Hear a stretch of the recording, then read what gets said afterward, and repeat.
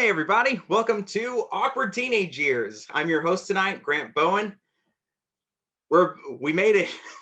We're in December of 2020. How's everybody doing? I hope you're doing fine. We're excited. This is our final show of 2020. This all started back in January when we did the first version of this in the Frigid Fest here in New York. We had to adjust some things for obvious reasons. And now here we are at the end of the year.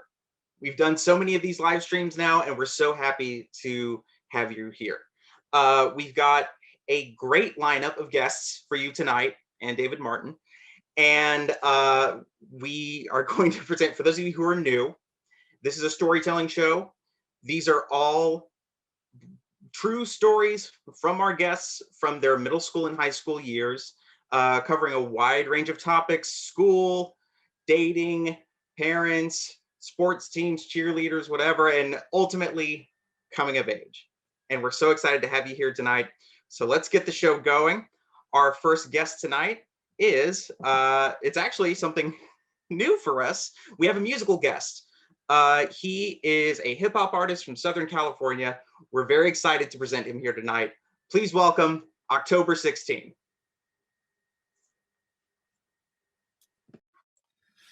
Thank you so much for having me on. This is a great opportunity, and I'm just really excited to be here. I'm gonna actually start off my song. Well, let me let you know that there's gonna be no music. It's gonna be a little more spoken word. Had some technical difficulties with the music, but we're gonna work through it. I'm actually gonna introduce this song with a little piece that I wrote in this book that I did over quarantine. It says that in ninth grade, things went off the rails. My self-indulgent disregard for what I was supposed to be doing caused me to take risks that could have permanently ruined my life. My mom pulled me out of school and put me on independent studies because I was ditching so much that I was on the verge of being expelled. And one night, while over at a friend's house in a dimly lit garage, I got high on a mix of weed, meth, and acid that made me believe I was in hell, doomed to suffer this reoccurring, infinite, excruciating death. The walls started to look like molten lava, and everyone's skin looked like it was melting from their bodies, exposing the flesh and skeletons underneath. It was the worst high I had ever experienced. A horrifying drug-induced psychosis that some people never recover from. When I finally made it home that night, I ran directly to my mom's room to tell her what I had experienced. She, being the Christian woman that she was, held me tight and told me that she loved me. And then she got a Bible and read scriptures to me and prayed over me until I fell asleep. The next day, she prayed with me more and thanked God for bringing me through that moment and attributed the fact that I made it through to Jesus and his unconditional love. Shortly after that experience, I wrote this song. It's called Nightmare. A middle-class kid in a middle-class home. This little black kid had a riddle-packed soul. Raised in the church, but he'd get off that road. It would take a little time, but he'd trickle back slow. Him and life seemed to go in accord, but it ended early when his folks were divorced. In 97, he starts growing rapport with the delinquent types that no one supports. He felt how they felt with it, and he dealt how they dealt with it. Marijuana and selfishness, but avoiding the problems ain't helping it. So he left his cares on the shelf and went. His attitude with school was why. He just wanted to go with his crew, get high. With this mindset, it's do or die, but wait, he was only in junior high. In 99, the plot thickened. High school years, he got caught in drugs, locked system, the type most don't leave with heart ticking. So he got deeper in it and lost vision. Smoke screens caused by his lungs had him blind to the facts, but it didn't stop at a blunt. The more drugs he did, the more problems would come. And the only thing that saved him was mom and her love. Her long nights of devotion and prayer, tears after tears, soaked in despair. She saw his broken heart and hope for repair. But once you look wounded, vultures appear. So he cold shoulders his peers and tries to explain that living like this He would die in the game, and as fast as they came, they went. And he realized he wasn't the same as them. It's like God had a plan and he saved the kid, but it would take a little time just to make it stick. If I recall, he evolved, became an adult, played the game at an early age, gave it his all. He came as a dog, but left as a beast. Every time he stepped on the streets, he learned more, kept it beneath. Now he gives back what he got. He lets it release, but he's still messed up from the stress and the grief. It's intense at the peak. You don't affiliate a cause. And when you're done, you really hate the drop. Like God had to initiate a stop until you're rock bottom. You won't appreciate the top. See, luckily by his graduation, his mom had him back in church. He was just glad he made it. And looking back at what he had through the desperation, he would gladly give it up for some kind of salvation. But that was only one incident. See, day in and day out, people lose their innocence. Look at all the crap running rampant on the internet. Kids hear their parents fighting, throwing around dinner sets. Inner stress builds. People live nervously. Big name perjury, warlords murdering, kids going to school, shooting people purposely, just because jocks had the nerve to call them nerds and geeks? And look at teen pregnancy and all the nations providing and hiding nuclear weaponry, important people living with scandalous tendencies and manic depressants that don't see life and death separately. For me, it was like suddenly, out of profound darkness, I saw light, the clouds parted and crowds marching. It was the weirdest out-of-body experience. I attached to the spirit and he attached with some lyrics. I detached, I was fearless. It's like I didn't have to hear it or see it to know it had an appearance. Thank you.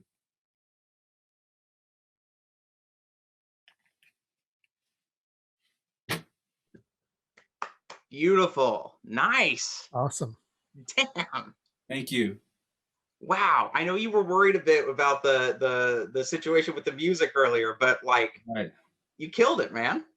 Thanks a lot. Yeah, that's actually like the first complete song that I wrote.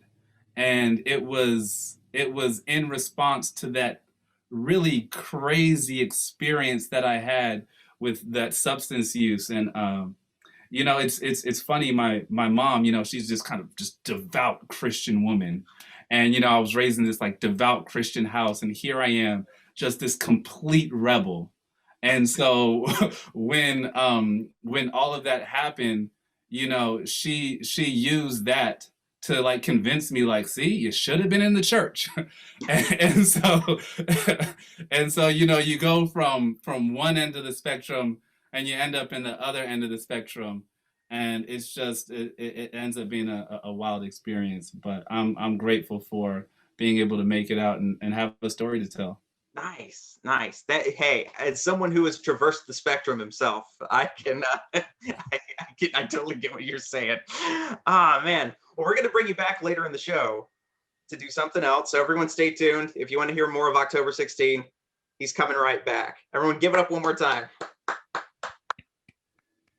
Beautiful. Wow. All right. Our next storyteller for the evening. You know what? Let me check my notes here. Hold on. Oh. Oh, wow. Will, are we sure about this? Or is this, we're really going to make people sit through this? Okay. Our next guest is, he is the producer and host of the long-standing storytelling show, Nights of Our Lives. You haven't heard of it. He lives with his 2 cats in Queens. And that's basically all he has going for him. So everyone, like, make this guy feel good about himself. Give a warm welcome to David Martin.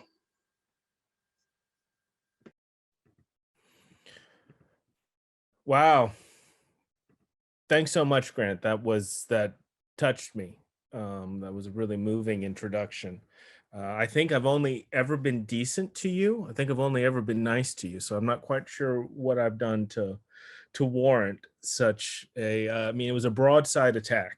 Sure, your time has started. Oh, okay. Are you going to get the handle when it's 8 minutes and off goes David Martin from the vaudeville stage of Awkward Teenage Years? All right. I've only been president of anything in my life twice. The first time I was president in 6th grade of Green Acres Elementary School, and I won that election in a 1984 Ronald Reagan-esque landslide. And I ruled Green Acres Elementary School with a velvet glove. My reign was noted for domestic bliss, and I think a certain amount of international harmony. My campaign slogan was "Catch the Wave, Vote for Dave." And I promised Coca-Cola in every water fountain, which still waiting on that dream.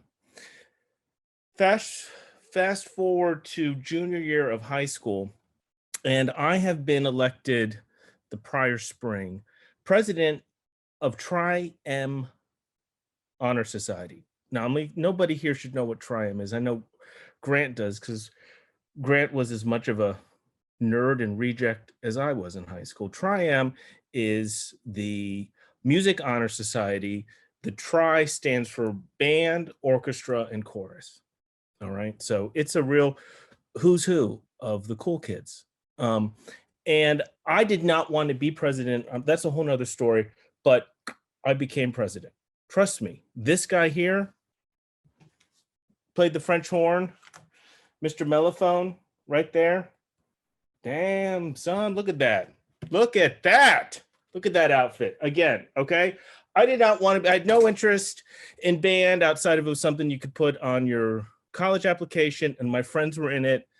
And I liked the band director, Mary Olray, Mary X, as we called her, behind her back. She ruled her marching band under the Machiavellian edict of it's better to be feared than loved. Anyway, I'm president of Music of Tri-M. And another axiom that I live by is Henry David Thoreau's, the government that governs best is the government that governs least. And that's how I wanted to govern Tri-M, is do the least amount possible. Now, we had our faculty advisor was the choral director, Ms. Sue Alexander. And I didn't really know her very well because she was chorus and I was in band. And she kind of wanted to make Tri-M during my presidency a little bit more active in the community. And really the reason most people joined Tri-M was because like you had to do nothing. You met once a month for about 30 minutes and you put it on your college application. You didn't have to do anything. And that was fine by me. And I didn't want to rock that boat. So it's about October. And she said, we should really do something for the holidays. Christmas time is coming up. And there was a girl in chorus and she said, I volunteer at a local nursing home.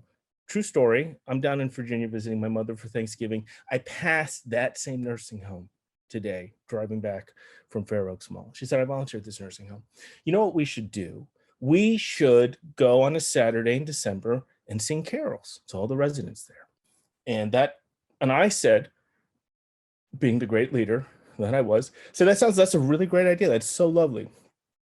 I also, this is not a bit, immediately said, my brother was severely disabled, mentally and physically. So something you could do, which you might say is morally craven, but it was easy to get out of things that you didn't want to do, because I could be like, oh my gosh, we have to take my brother to the doctor that weekend. And nobody, because everybody's like a decent human being, calls you out on that. Nobody's like, do you really, David? No, they're like, oh my God, of course. So it's a way to manipulate the goodness of people. And I said, oh my gosh, I know I can't go to that because we're taking Pappy to Bethesda. No, it was a lie.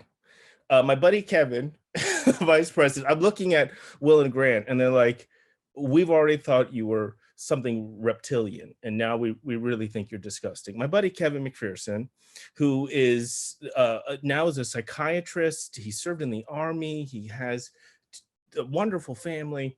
He said, he was like, all right, I'll do it. I'll lead this charge. I'll organize this event. And I was like, go for it, Skippy. Weeks pass, months pass. It's a Monday morning.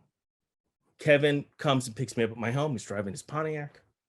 We go park in the parking lot at Fairfax High School. He has his trumpet in his case. I have my French horn in this wieldy, bulky case, and we're ready to start a new week at school. It's December. Can't wait for Christmas. We're walking down the hallway, and we see in the distance Mary Ori. Now, Mary Ori was she was this tiny, taut woman with the salt and pepper gray curls, and she would put the fear of God in you. And I see her from a distance, and we're like, oh, hi, Miss Ori. Hi, Miss Ori. And she doesn't wave back. We get closer. We're like, oh, how's it going, Miss Ori? And she said, boys, your ears should be burning. Your ears should be burning. And then she walked into the principal's office, and Kevin and I looked at each other. We were like, what? Like, what does that mean? And I said, I think it means we've done something wrong. And we were at a loss. Like, we were pretty good kids. Like, we were like, what did we do? Like, what did we do? Like, what did we do that was so awful? And we go walking to the hallway that leads to the chorus and orchestra and band. And we encounter some more people, and they're kind of staring at us aghast. And this guy comes up to us and he said, do you two not know what you've done? And we're like, no, we have no idea. And he said, Miss Alexander's in her office crying right now. Okay, I'm like, what the hell? What did we do? So turns out somebody says to us, this past Saturday was when Triumph was supposed to go to that nursing home and sing to all the residents there. And I said, well, I couldn't make it because I had that lie as my alibi. And I said, Kevin, didn't you go? Like, what is it? Kevin was like, oh my God, Dave, I completely forgot about that. So we had a Triumph meeting that afternoon, which was like where we read the riot act. And what happened was that prior Saturday was supposed to be this lovely concert where young, able-bodied members from Triumph would go to this nursing home and sing Christmas carols to these elderly people. And the girl who volunteered there, they'd set up chairs, and all these residents had come and sat down. And there was just this girl, and there was another, I guess a guy came, God bless his heart. And they were the only ones who showed up. Now, they still had a concert. I remember thinking to myself, well, they still had a concert. Okay. I mean, how bad could it be? They still had a concert. So Ms. Alexander, I'll never forget this. She was like, do you guys still want to have Triumph? And, looking around at everybody, nobody really wants to do too much work for Triumph, right? You just want to be able to go once a month, put it on your college application. Now, I'm the president, I'm the leader. So I figured I should say, I was like, yeah, no, we do. I mean, it was awful. But it was, it's kind of like when your spouse is like, should we still say married? And you're like, yeah, I guess, so I think we still want Triumph. And that tepid response led to the complete and utter extinction of Triumph from Fairfax High School. True story, not a bit. That act, the nursing home debacle, and then the apathy from all of us led to the end of Triumph at Fairfax High School. This was decades ago. And they never brought it back because I had my buddy Andrew, he had younger brothers and sisters, and they were involved in the music. And I remember I was like, Andrew, did they bring back Triumph? He's like, no, Dave, that was it. We were the end of Triumph. It ended under my watch, a Nero-esque reign. Happy ending to this story though, I still put on my college application, president of Triumph. That's my story. Beautiful. Yeah, so it's a happy ending. It is a happy ending. No, I was still able to put it on my college application. So that's all that matters. You completely burned an extracurricular group to the ground, but yes, It's Oh a- yeah, it was absolutely. It ended. It ceased to exist at Fairfax High School after that year. Oh my And God. they did have a concert. This girl and this guy, they sang, and I remember thinking, not like nobody showed up. And I couldn't be there because of a lie I told. So I don't know why everybody's looking at me. I'm sorry. How did you manage to run I think I come out clean in this, but anyway. All the right. longest running comedy or storytelling show in New York City, right? 14 or 15 years now. How have you Well, managed? yeah, second to the moth. Oh, well, Oh, well, a moth. Yeah. But you right. haven't But- run that into the ground somehow. I mean, I don't. Depends on who you ask, but Let's see. thank you. I mean, Now, Grant and I just appeared on it like, I don't know, 2 months ago, right? So it hasn't Right. hit the ground. Piera was on it in November. That's right. Oh, that's right. So Dave, you're in a unique location right now. You are Extremely unique. you are Extremely the unique. first guest we've had that is actually in their childhood bedroom. Right. I'm in my childhood bedroom. Now I don't still sleep in this. You can see, like, a long time ago, my mother decided to put clothes on top of this bed. I mean, the clothes have been here for years. I don't know how long, but that's clothes on the bed. So that's one of my bookshelves, which still holds, like, I don't know if you can see my John le Carré. I wanted to be a spy novelist in 6th grade. I read a lot of John le Carré. You could tell it was a load of fun. Okay. And there should be more bookshelves, but my mom hates books, so they were taken down. And then there was another bookshelf along here, but I don't, the only people who like books in my family were my father and I. And then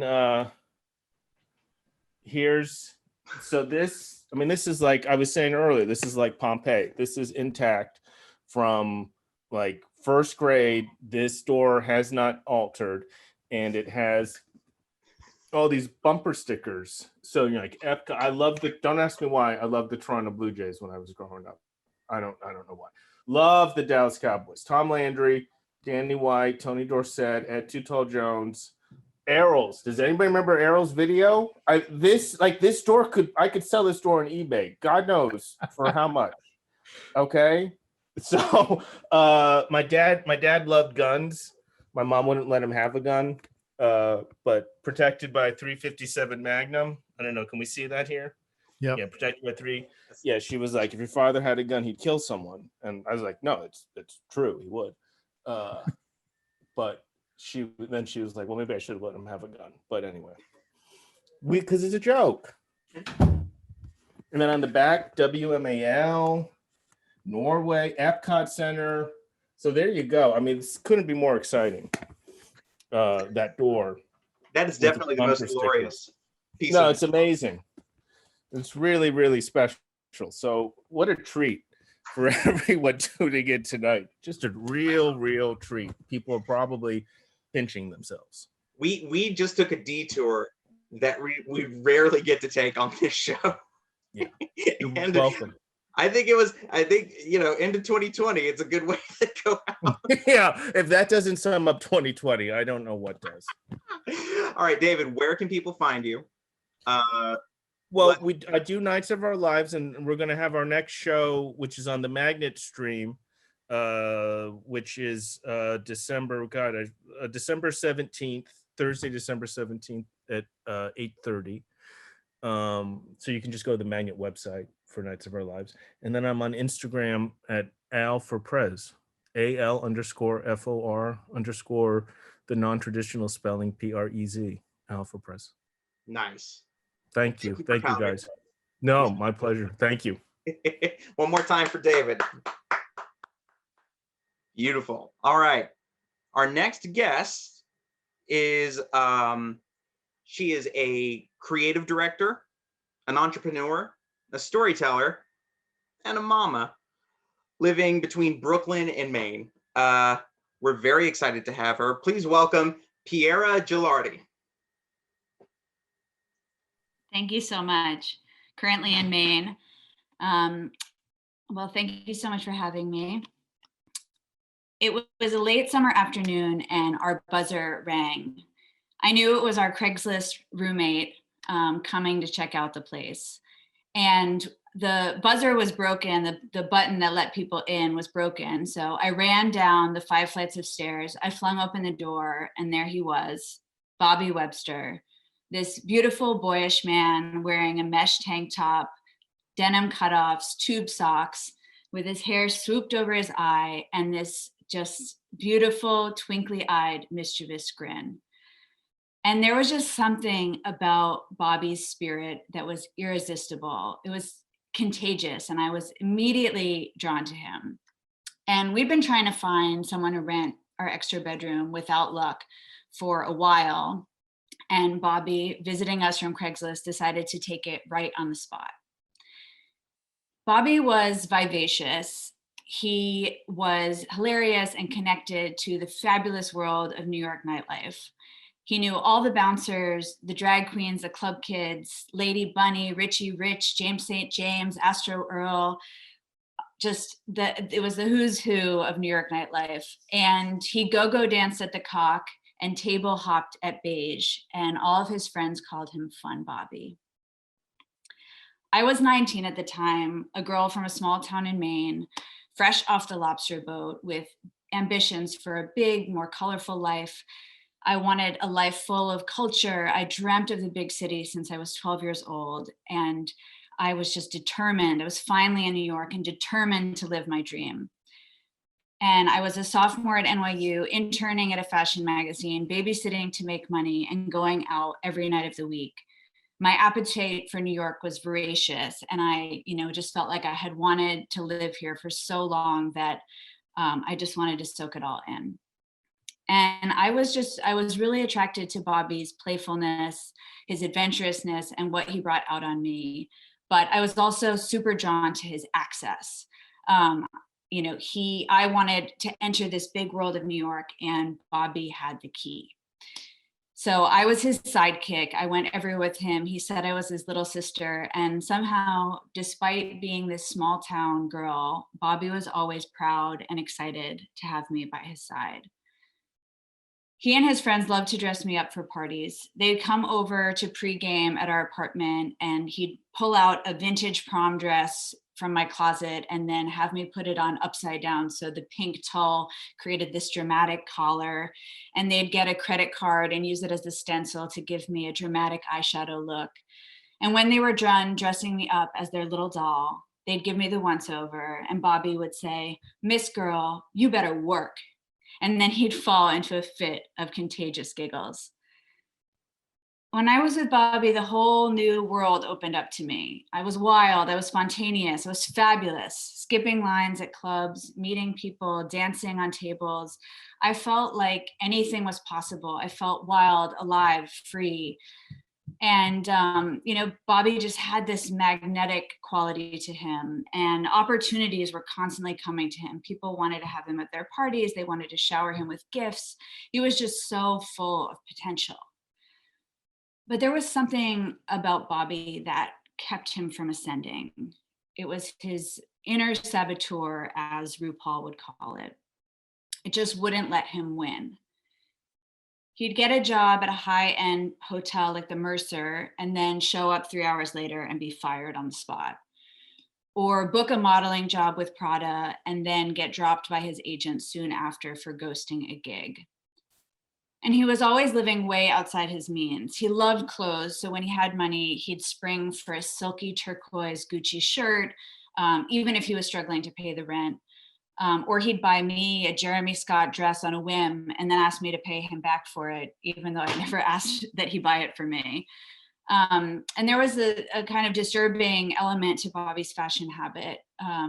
Often his expensive clothes would be stained or ruined by blood stains on the sleeves because Bobby was regularly injecting drugs. I found this detail a bit grotesque at the time, but I was living on the edge. I was doing drugs. He took it to the next level, but I never felt like I could judge him for that. our apartment was like this constant hub of activity. At our peak, we had 6 roommates living in 700 square foot. There were three of us that were technically the roommates, but we each had a guest that was living in our room. And, not having a table didn't stop us from entertaining and having a dinner party. We'd have drawing nights where we'd draw in charcoal, sketching the pages of fashion magazines and putting them all over the apartment. Like the walls were just covered in these drawings.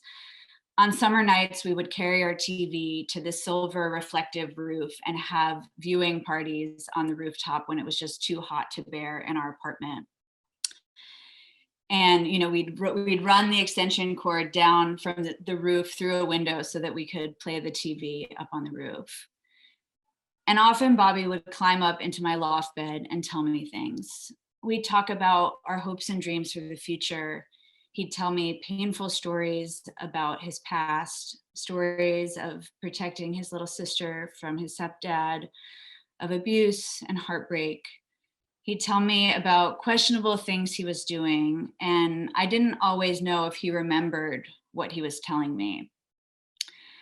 One night, he told me that he had stolen checks from our roommate, Eli, and the next day when I wanted to talk to him about it more, he denied it. And then Eli checked his bank account and saw. And, despite acting remorseful when confronted, and promising to pay the money back and never do it again, this deceitful behavior continued over and over and over again. He stole from me, he stole from other friends, he stole from stores, he got caught and went to jail. I had to go down to Manhattan Detention Complex and bail him out. He would admit it, then deny it, be remorseful, be deceitful. It was just dizzying. It was just this constant cycle. And, I started to feel, my friends started to question why I was friends with him, and they thought he was a sociopath. And, it was becoming really hard to kind of answer to my friends. And then one day a social worker showed up at our door to speak to Bobby. When she was done, Bobby came out of his room sobbing. The news was like a death sentence, and we were both so gutted. And things just got worse from there. Bobby had failed to be the hero of his story, and so he just insisted on being the villain and just leaning so hard into that role.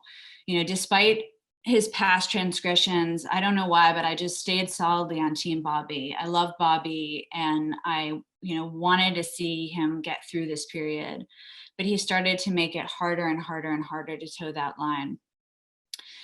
And, it was, I remember I was at work and he showed up unannounced for probably the 15th time. He was fucked up, asking for money. And I had asked him so many times not to put me in that awkward position. And so finally, with disappointment, sadness, and a feeling of personal defeat, I had to close the door on our friendship. I couldn't find another way. I didn't know what else to do. And that door had stayed closed for many years. But the door kept rattling. There was just, I don't know, the fate wasn't done with me and Bobby's story. And I was haunted by Bobby. I thought I saw him everywhere. And he just kept knocking in different ways. And, he was like knocking on the door, and I would only talk to him through the door, and I would give these provisional, sort of like provisional forgiveness. I felt like I had forgiven him, but I couldn't figure out how to have him in my life without feeling taken advantage of and disappointed. And so, it was little things like he really wanted to be Facebook friends. And I finally said, okay, we can be Facebook friends. And then he really wanted my phone number. And I finally gave him my phone number. And he would text me. And I just was like, I was always guarded and always on edge. And then, one day he sent me this picture. It was my birthday. And he sent me a picture of his nails, and they were painted peach. And he said, I painted my nails peach in honor of you. And I don't know why, but there was just something so sweet about it to me.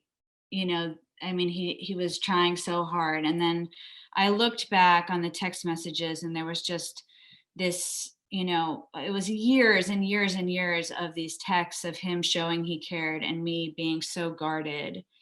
And I realized, all those years, I thought I was the one that got hurt. I didn't consider the weight that he had, the weight of being the guilty one, the one that fucked up, the one that had to seek forgiveness for years and years and years. And so I arranged a FaceTime with Bobby after not seeing his face for 16 years. And my phone rang, and it was just like that buzzer ringing all over again. I hit accept the call on my phone and ran down the stairs to let him in. And our reunion was actually sort of facilitated by storytelling, because I was taking Adam Wade's class in 2017, and I decided to tell this story, but I felt I couldn't tell it without Bobby. So through the story, I let Bobby back into my life, and I didn't want to tell it without his perspective, without his blessing. So after that, we started talking regularly. We had dinner. When he was in New York, he held my baby and sent her gifts from Uncle Bobby. And we started talking about writing a screenplay about that time in our lives. And then a year later, he died. And I'm still pondering writing the screenplay, but I just don't know how I could do it without him. Thank you.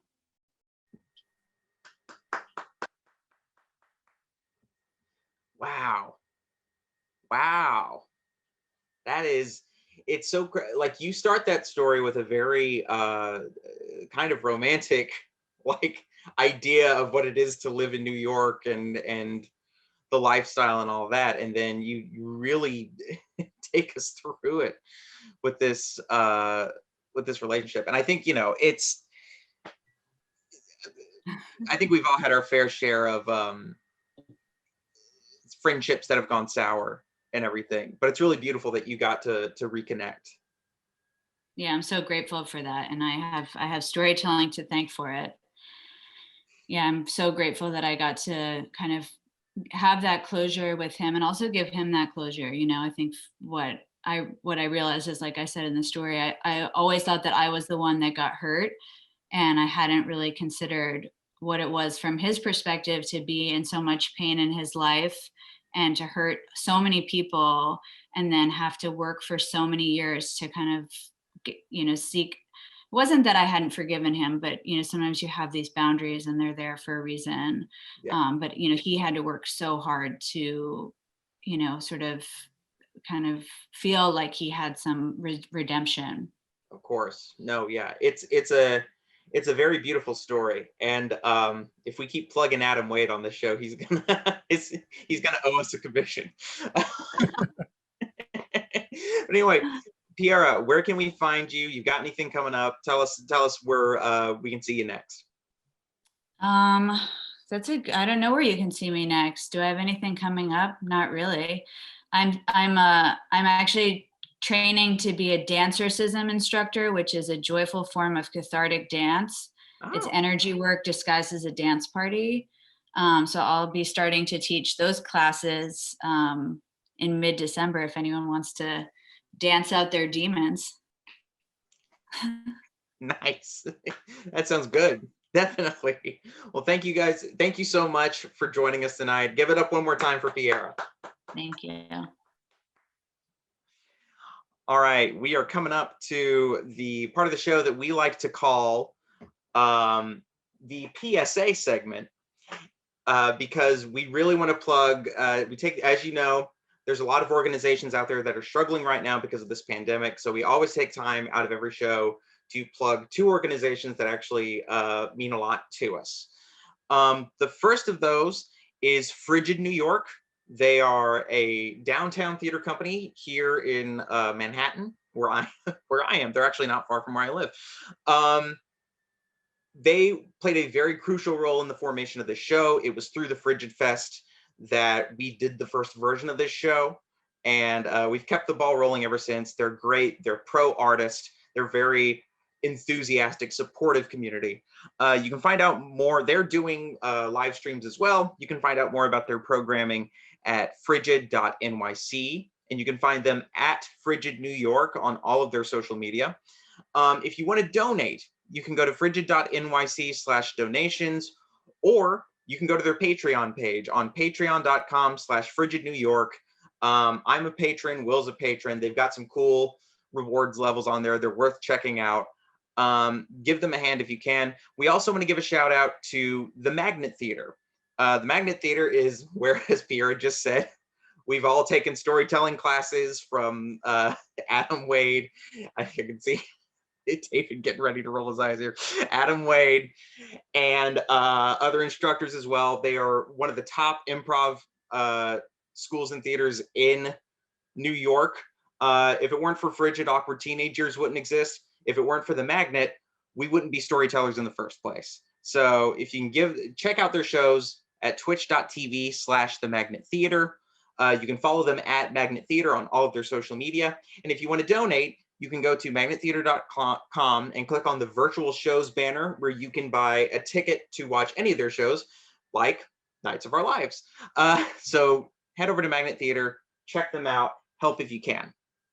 Our next storyteller is actually one of the founding members of this show. In fact, way back at the end of 2019, he approached me about doing this show in the Frigid Fest. This is all his brainchild here. I couldn't be more grateful to have him as a friend. He is a storyteller and filmmaker living out in Jersey City. Give it up for Will Clegg. Hey, thanks, Grant. Thanks, everybody. Before I get started my story, I just wanted to take a quick moment to talk about a friend of ours who recently passed away, a storyteller in the New York City scene, Mike Cho. This is Mike with his cat, Mint. Mike, unfortunately, just lost a short battle with kidney cancer. And he was just not somebody that I knew super well, but really great guy with a big heart. I saw him on all kinds of shows all around town, like Risk. And he was always at the Happy Hour, Story Hour, and Rob Penty's shows at Halyards and the Magnet. And he was a super shy guy. It took a long time for him to kind of like let me in a little bit to be his friend. And then this pandemic happened, and then he got sick, unfortunately, during the pandemic. And then about 2 weeks ago, just passed away. And I just wanted to say to everybody out there who knew him in our community, I know, we're all kind of grieving right now, and it's really hard to grieve during this, when we can't be with our friends and our loved ones. And I'm having a tough time with it. I'm sure a lot of you are too. And so I just want to say, I'm with you. And to Mike, wherever you are, buddy, we love you and we miss you. So sorry to bring everybody down a little bit, but he was a good guy, and I want to remember him. So now my story, thankfully, is a little bit on the lighter side. So I'm going to take you back to the 8th grade. For me, that was 1994. And in a spring morning, a very crisp morning, 7:30 a.m., I got to school early that day because it's the big day. They're putting up the list of the boys' soccer team. There were a bunch of kids who tried out this year. They had to make some cuts. And so now we're going to find out who made the team. Now, I was a pretty good soccer player. I don't want to brag too much here, but I mean, since I was 5 years old, I was usually one of the best players on the team, if not the best player. And then when I got to this middle school in 7th grade, it was a little different. It was a new school. I didn't know the kids. I was pretty small. Now I'm competing with older kids, so I wasn't the best player anymore, but I did make the team. Worked really hard. I played, sometimes in the games, but I had a really positive experience, got to know the coach, got to know the other players, felt really good about getting into the 8th grade year, went to all the summer soccer camps. I was running, I was training, I was ready for it. I wanted to be a star on this team. And then we get to the tryouts and the coach is gone. He left, went to go coach another school. So now I got a new coach to impress. Clean slate. No problem though, right? Maybe I could actually elevate my standing a little bit. And as we're doing the tryouts, I'm feeling really good. I'm not the best player. The best player is Tommy. Tommy was always the best player. He was a year ahead of me. And he was just super sharp, super quick, always in the right place at the right time, doing the right thing. I was never going to be as good as Tommy, but that was okay with me because I wasn't as bad as Derek. Derek was the worst kid at the tryout, completely uncoordinated, falling down all the time, tripping over his own shoes. There were more than one that were like Derek, and those are the kids who were going to get cut. That was pretty clear. So this is like a formality, right? I'm in the upper half of the playing level on the team, so I'm making the team. So I just got to go check the list, be sure, go about my day. And so I get over to the gym, and up on the padded walls, they have all the lists of all the teams that have just been posted, and I find boys soccer, and I look down the list for W for Will, and it's not there. So it must be in alphabetical by last name, right? So I look up to C, and I'm not there either. And then I check, like, this isn't the soccer team, right? This is not the soccer team, but it's the boys soccer team. I see all the other names I recognize, and I'm not on it. I'm not on it. It's not possible.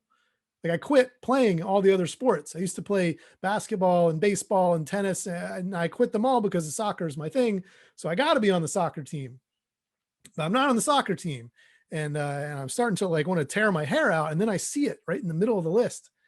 I see Derek. Derek has made the team somehow. And that's when it hits me. This coach, he's like a young British guy named Andy, first name only, very weird. And he's like real pasty, got dark hair, a little bit of a gut, doesn't really look like a soccer player, but he's like very serious and very standoffish and just like, this is how you play the game. I'm not going to learn your names. Go do the things I tell you. And he didn't learn our names. And the thing is Derek and I, we look very similar. We both have this long, stringy brown hair. We're both really like tall and skinny, and have the same build, same complexion, and our faces kind of look the same. And if he doesn't want to learn who anybody is, then I can see how he easily mixed the two of us up. That's got to be it. It's got to be what happened, right? Problem is, Andy doesn't teach at the school. Like, he's a local university student. So I got to wait until the end of the day, right when the first practice is about to start, and try to convince him that he's made this mistake. And so I got to go through my day now. I'm telling, my couple of friends, like, what's happened. They're like, yeah, you'll be fine. Everyone knows Derek's, like, because they have gym class with Derek, they know, and then I see Derek, he's a friend of mine. He's a nice kid. He's in my math class, and I see him, and everyone's congratulating him. I congratulate him, even though I'm like going to try to take his spot on the team a little bit later today. And then the end of the day comes, and it's time for me to go and talk to Andy. And I'm walking across the bus parking lot.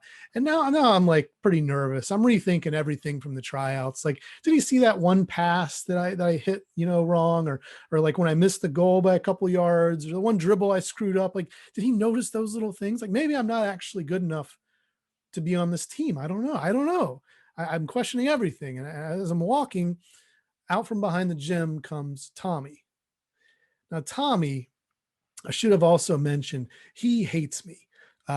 He hates me because earlier in the year, and we'd been friends the year before on the soccer team, but now, like, this girl that he really liked me instead of him. And so we were going out, like when you're in 8th grade, you're like going out, but it doesn't mean anything. You're not making out. You're not going on dates. You're just boyfriend, girlfriend for like a week. And then something dramatic happens and you break up, and then it's over and everyone moves on. Right. But that's what happened, except for Tommy didn't move on. Like, he thought I stole this girl from him, and he couldn't let it go, even though it was months ago. And so he hates me. And he walks up with a couple of his buddies and he says, "Hey, I heard you're going to talk to Andy about getting back on the team." And I'm like, "Well, yeah, I mean, obviously, like, Derek, like, Derek, it's a mistake." And he's like, "Well, you're not going to do that." I'm like, "No, I mean, I'm going to go do it right now." He's like, "If you go talk to Andy about getting back on the team, I'm going to kick your ass." Now, at this point in my middle school career, I've been bullied a fair amount. Okay. I've had my ass kicked a couple of times, and it's never happened from a guy who looks like Tommy. Like, Tommy looks like if an antelope was like a white suburban teenage soccer player. Like, he's all like skin and bones and sinew, and it's a good build for soccer, not so much for fighting. He's not a fighter. I'm not a fighter. We're on the soccer team. We're not on the football team. We're not going to fight. And so I brush past him, and I hope he's not going to try to catch up with me later with a couple of his friends or anything. And I head straight for Andy, and I walk up to Andy, and he looks up, and he's this blank face. Like he doesn't even have any idea that I'm one of the kids who's been trying out for the last few days. And I'm like, hey man, I saw the list, and I'm not on it. I start to explain, and I don't say Derek's name, but I see it wash over his face, what he's done. When I say maybe there was a mix up. And then I just imagine that he was, last night trying to figure it out. He hasn't learned anybody's name. He's got to pick one of these two kids, and he doesn't know which one to pick, and he picked the wrong one, and now he knows it. And as I finish my little spiel, he says, well, maybe you can just hang around and see how it goes today. And that's all I need. I just need my foot in the door. Derek shows up, Tommy and his goons show up, everybody comes to practice. They're a little wondering why I'm there, since I clearly hadn't made the team, but word's gotten around that I've talked to Andy now. And so I'm working my ass off now. Like every shot I take, I'm burying in the corner of the net, and every pass is on point. Every dribble is perfect. And I make sure Andy sees, like, every time I do something, like, right. Yep. And he sees, he knows, because Derek's like falling down a lot. It's obvious what's happened. And at the end of practice, Andy pulls me aside and says, hey, I think you should stay on the team. And what was cool, though, is that he didn't cut Derek. He kept Derek on the team. He was never really going to get to play, but he just loved being with everybody and having fun out there. And so he got to stay and play the whole year. And so, like, as I'm leaving practice, walking to the parking lot, I see Tommy. And he's just standing there, and he's glaring at me.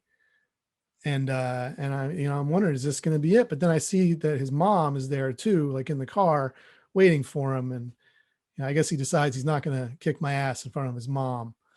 So they go home. And Tommy, he never kicked my ass. I don't even know if he could have anyway, but that's another thing. Like a couple of games into the season, first time that I made an assist and Tommy scored a goal, it was all forgotten. And we had a pretty good season. Thanks.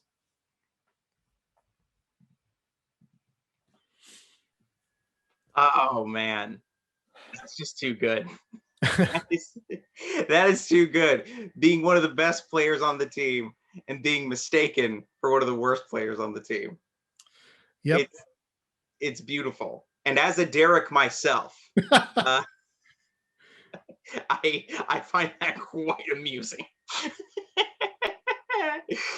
Oh man. So how did Derek do for the rest of the season? I mean, he didn't really get to play, they put him in at like the end of the game, like when, we were either winning or losing by a lot, and he gets to run around for, 10, 15 minutes or whatever. But he got to practice with the team. He got to play with, like he was there. He was happy, so he knew, like, I think he was just so happy to be there because he knew he should have gotten cut. So. Right. Oh, we Derek's are happy to get any opportunity. He's a good kid, though. I mean, I'm still Facebook friends with him. So. Oh, of course, definitely. Tommy, though, I don't know what happened to Tommy. Well, Will, do you have anything coming up? Anything you want to plug, or are you sitting in existential dread like the rest of us? Yeah, I don't really have anything to plug right now. I don't think. I'm working on a solo show, but I don't really want to try to perform it until we can do it in theaters again. And who knows when that'll be? Right, time next year, we hope. I don't know. So my solo show has been collecting dust on my laptop because I don't know when I'm going to do it for people again. So yeah. I'm right there with you. Maybe we need to do like a double bill. Yeah. Act 1, your Act 2 or whatever. I don't know. Anybody who's watching, we're going to keep doing these shows in the spring next year, and in the winter and the spring, I guess. So, I'll plug this. We're doing this show, and send us your pitches for stories. Yeah, I don't know. That's all I got. Well, that seems like a pretty good segue. I can talk a little more about the show if you want. Yeah. So if you're enjoying the show tonight, which, by the way, bless you, but if you're enjoying the show tonight and you want to see more, here's how you can find out more about us. First of all, you can find us at Awkward Teenage Years on Facebook and Instagram. And actually, Will, did we get a Twitter feed going? It's under construction. It is under construction, so we will eventually be on Twitter with the same hashtag. We are always looking for new storytellers to have on this show, and we mean that sincerely. This is one of those shows where you submit and then you wait for months to hear back from anybody. Like, we are actively looking for new storytellers to feature on this show. So if you think you've got a story from middle school or high school that would be a great fit, whether it's funny, serious, anything in between, you can email us your pitches at awkwardteenageyears@gmail.com. And what's great is you can also go online and watch all of our past shows that we've done this year on YouTube. We've collected all of our live streams and we've put them in an archive on YouTube. Just go on, search for Awkward Teenage Years. You can look for all of the shows that we have done since, when did everything shut down? April? May? March. I saw it, Sabrina. March, exactly. It's been a long year. But anyway, if you want to find out more about us, come check us out. Give us a follow, subscribe. We'd love to have you come back. And without further ado, we'll keep this show going. I'm very excited. If you loved what he did earlier, he's back again. Let's bring back October 16.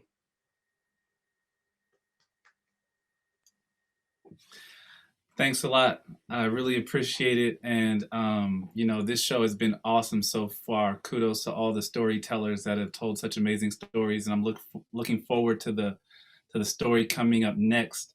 The teenage years are filled with a lot of angst, a lot of just anger and frustration and confusion. And so I'll set up this song the same way I did the last one by reading a quick little passage. I wrote that I live unwillingly within the duality constructed by human experience. I am a person unknown by most of the world, free to explore my closeted thoughts in search for originality. I am also one small part of a web of communities, causing vibrations throughout the universe with each personal decision. Both identities are at war to win superiority. The individual identity with its layers of complexity is constantly growing, becoming the next version of itself, looking for ways to stand out and be recognized as remarkable, while the group identity wants to blend in, searching for a connected sense of purpose that contributes to the greater good. When I stop trying to decide between the two identities and just exist, tension releases from my muscles, and I no longer struggle to present myself with style. I walk centered, unburdened by my furthest extremes. This baseline of being is not a compromise, but a combination of my personas. I am learning when to be myself and when to lose myself. This song is titled Quietly Scream. I wrote it when I was 18. My unstable emotions are unable to focus. Some label them bogus. I savor the moments, sour and sweet. I battled for weeks, fragile and weak, trying to unshackle my feet and walk from the torment, but thoughts of the origin. The cost is enormous. My loss is a fortune. I lost Clint and found this demon, and I started at a whisper, but now I'm screaming like I don't care. So there, I'm done being rational. I want to indulge in every dumb thing imaginable. Some people see Clint, but some see an animal. In this life I live, nothing is tangible. See, reality is subject to perversion. My drug years have left me with this cumbersome alertness. I'm probably guilty of being what the scum of the earth is, but innocent until the jury comes up with a verdict. So I quietly scream, because he is defiantly me, but I am defiantly him. Please, just make what's inside of me leave, because I'm not really trying to be him. I want what I don't need, walk but I don't lead. This darkness controls me and causes my cold screams, tears that I cry, fears that I hide. It's clear that I've died, so I'm here asking why. I still struggle with that question. And some feelings that I get, I just struggle to suppress them. But that just doubles the depression. Because agonizing feelings are subtle but suggestive, saying they don't respect Clint, the happier man. so I won't get respect if I avidly ask. If speech won't get respect, assault and battery can. But now that no control zone is being gradually passed. But everything here is so splendid, and I'm not affected by any of my friendships. I'm not affected by anyone except Clint. If you don't like it, leave. Any objections? But I quietly screamed, because he is defiantly me, and I am defiantly him. So just please make what's inside of me leave, because I ain't trying to be him. See, I'm the greatest actor alive. Feel free to clap away. Till this day, my whole life's been a masquerade. That's a shame. I'm the same as the man I hate. Keep egging them on, please. I don't have to change. I'll stay stripped of the good. Play with the snakes that live in the bush. Hang with the babes and kiss on their... Forget it. I'll stay misunderstood. A lot of people love me, but few respect me. A lot of people judge me, but few correct me. A lot of evil touch me, but you infect me. You being me and I being you, but you being free means I'm being cool. I need help fighting this beast, but I don't really want it, so I quietly scream. Thank you. Damn. Man, this is, but we, like, if you're watching the show for the first time, we've never had a guest on like this. And you're just blowing my mind, man. That was so good. Thank you. Yeah. You know, being 18 and what I like to consider deliberately defiant, you know, brings about you know, just like a cloud of like thoughts and searching and trying to discover. And I realized that there was like a part of me that wanted to be something more, but then a part of me that just didn't care. And, you know, so there was like this quiet scream for help, but you know, it was quiet. Like I didn't really want the help. So it was, yeah, it was a fun time. It sounds fun. The internal screaming for help.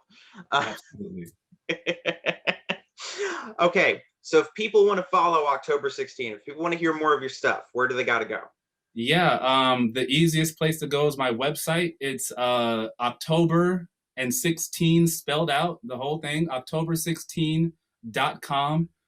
You can find my latest EP there, called the 2020 EP, where I tackle subjects of the pandemic, racial inequality, and just really my anxieties and fears and hopes and dreams with the backdrop of the pandemic there. So the album is really a snapshot in time. So please, it's on all streaming services.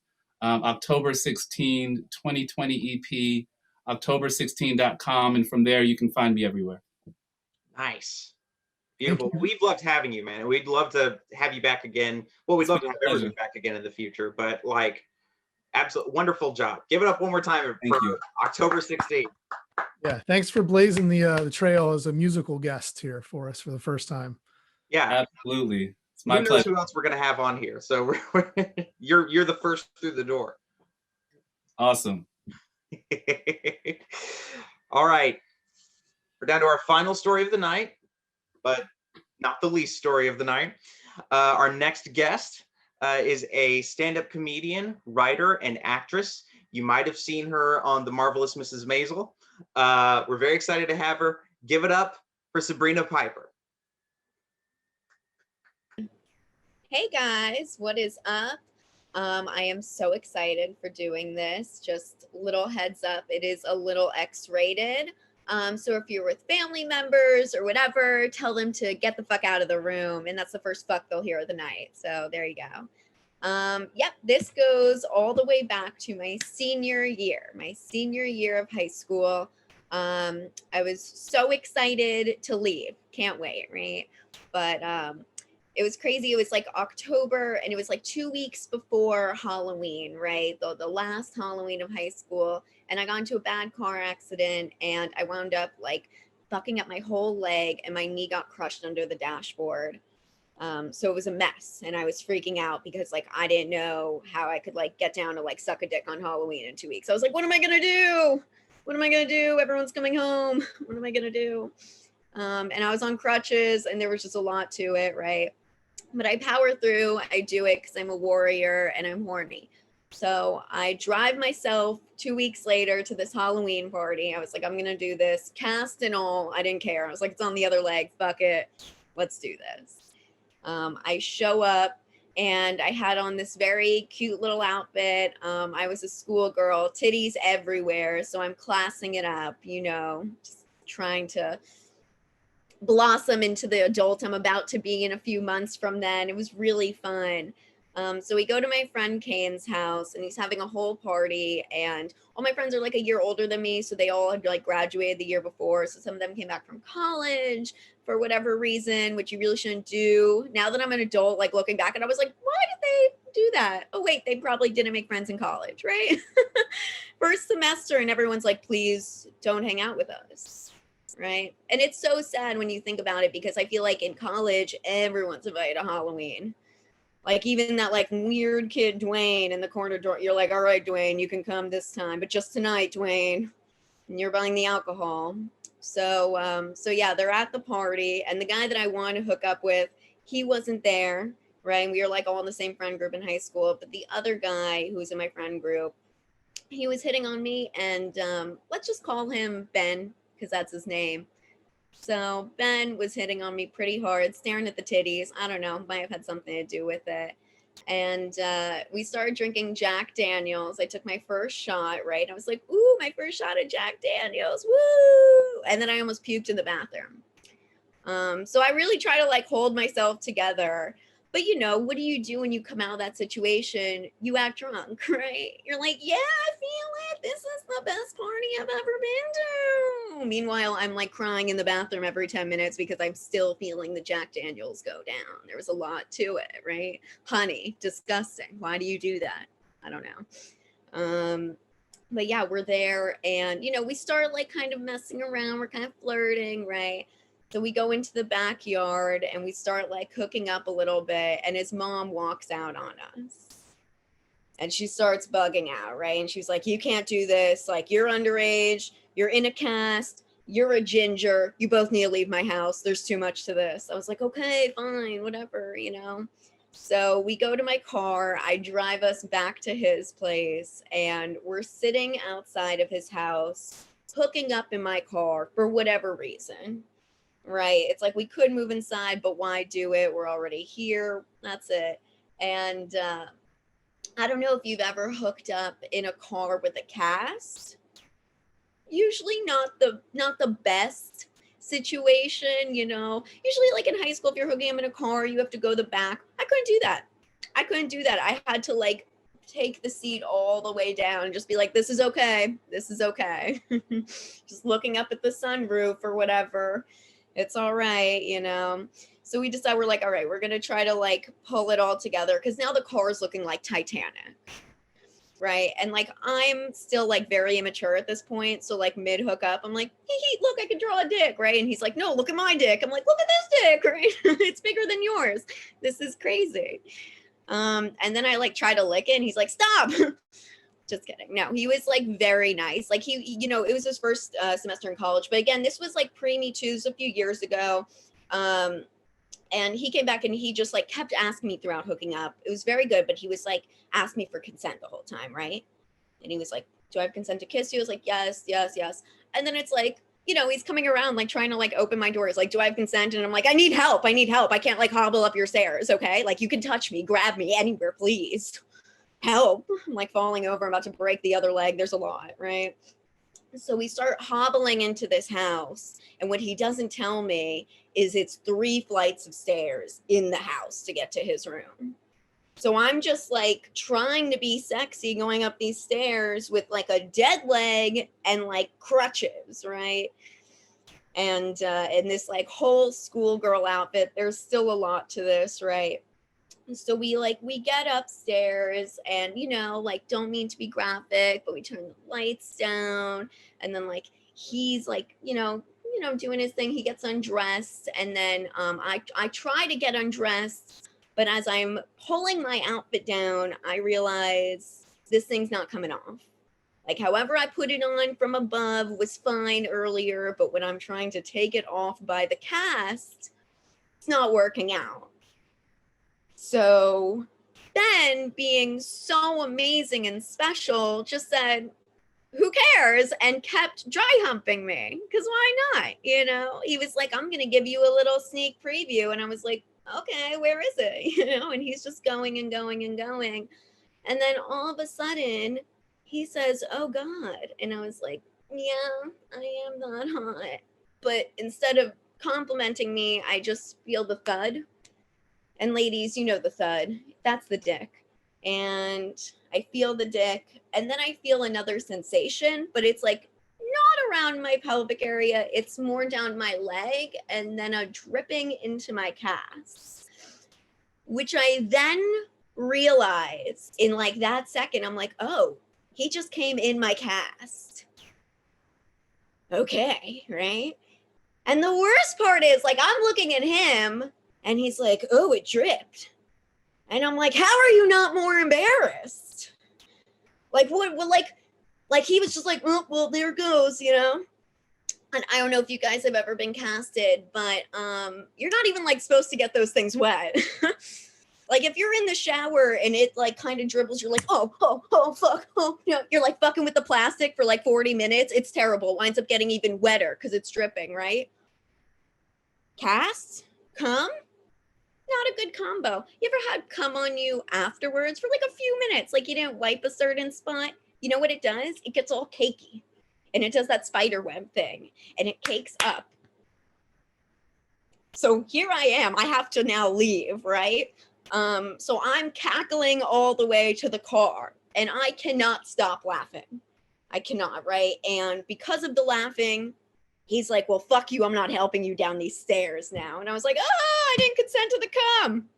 You know, like, you better watch it. You better help me down these fucking stairs, asshole, right? So he takes me down and then, like, tosses me at the side. And I was like, wow, this is, like, adulthood, right? I'm going right into it, just like what men will always do. But it was great. And the worst part is, like, I had to go, like, of course, like, go home. And the next day I like took that costume off, like ripped it off and I like threw it in my bathtub. Right. Went to sleep and I woke up the next morning and I come out of my room and my mom is like sitting in the living room with the costume. Right. And she just lifts it up. She's like, what happened? And I was like, that I spilled something. And she was like, spilled what? And then I was like, you know, like, and it was in that moment I was like, oh, my mom was also a hoe. She knows what this is. She knows. We're so connected, mother like daughter, right? It's amazing. And then I had to get a new cast. I got recasted because again, yeah, if you get those things wet, they don't really warn you about cum though. But the feeling, not fun. The broken knee, not as fun, but then you have something sticky against it and you're like, oh, this is really bad. There's a lot to this, right? And I would like to say that this story ended, you know, on a better note for Ben or anything or, you know, but I fucking told all of our friends afterwards. I told everyone already saw us making out. They were like, oh, you and Ben. And I was like, yeah, well, Ben came in my cast. And to this day, he will not follow me back on Instagram. But I did tag him in this story last time I told it. So all is well that ends well for Ben. And that's it. All I have left is the trauma. Thank you. Oh, wow. Just land in the plane like a pro. Oh, we don't, you know, we don't censor what people can and can't say on the show. But I'm a firm believer that if you're gonna go dirty, go gloriously. Honestly, the worst part is I can't make anything up about that story. No. It's too absurd to make up. I can't, like, there's no details that I can, like, what to add to make it better. Nothing. If anything, I have to retract. It's the only story like it I've ever heard. Thank God. No, it Thank reminded God. me I of do our not want to first speak show. for all women on this one. It reminded me of our first show with John Marco. Oh, right. Yeah. Yeah. It's Did this, he come in a guy's cast as well? Or- Yeah, he did a same lot of story. things. It's I'm crazy. friends with him. It's okay. No, it's funny because that was our first live stream of 2020, and this is our last live The stream. of last was 2020. pretty funny. Both sex stories and just bringing it full circle. John Marco he was like, I hope it's okay. It's a little raunchy. And then We're like, oh, that's fine. And then he goes, you said it's X-rated and you delivered, and I appreciate that. Well, you had to give the warning for this one. oh yeah. This is a warning story. Oh, it was hysterical. It was Thank hysterical. you. Where Thank can you. Hide your kids, hide your Christians, you know? where can people follow you? Where can they find you? Are you doing any more shows? I am always doing like Zoom shows and stuff like that, trying to stay back more from like real life stuff. Not trying to catch the vid right now. But yeah, online for sure. I'm always on Twitter, and I'm going back on Instagram now, but Sabrina_Piper. Beautiful. Awesome. Thank you so much. One Thank more you guys time, so much. Thank you. Sabrina. Fantastic. Oh, thank you all for watching.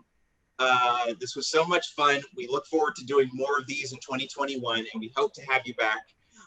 Give it up one more time for our storytellers. Thanks to everyone who watched. If you want to see more live streams, want to find out when we go live, follow us here on Twitch, and we will catch you all at the next one. Thanks, everybody. Have a good night.